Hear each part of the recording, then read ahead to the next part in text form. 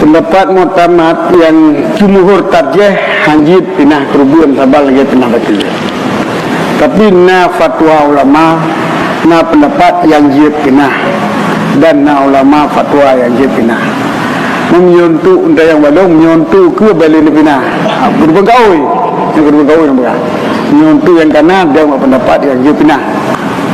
Nah, apa yang lain. Cuma punya kerubuan tunat asalnya ni serikah mentai kampungnya ni dua buah kelompok yang kahanali nakal. Tapi lain ni baru mau ke dia kamalanga ni laki dua buah kelompok ni juk kurung batin kampungnya yang pun hanali nakal.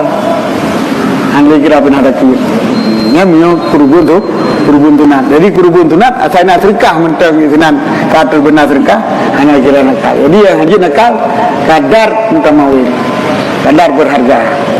Jadi menunjuk kurbu mesti jihad tunjuk ke dia udaya sama langa. Laki dua potupuk nama zaki itu urung gasih ni tang. Yang kahana dia nakal. Yang mana mentang kahana dia nakal. Cuma menyahan ni kerja laki. Ini dah berapa pun. Cuma yang lebih put. Yang menunjukkan masalah kurbu ni pula. Kurbu yang afdal kasih pada tempat nak kita nyorok raya dan di rumah kedua kita nyorok raya yang di rumah tu.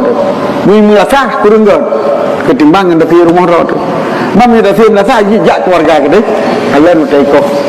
Aku berhubung kita jauh. Tak boleh apa ni. Tak menunggu. Mami kayak rumah tu, kan kan? Ya lu macam. Ya ini si berhubung. Sunat kalau dalam. Pada tesan darah yang pertama rut, di pampun dosa kan? Keempat. Awal bina. Itu orang depan itu. Iya. Dia nak berhasil nak.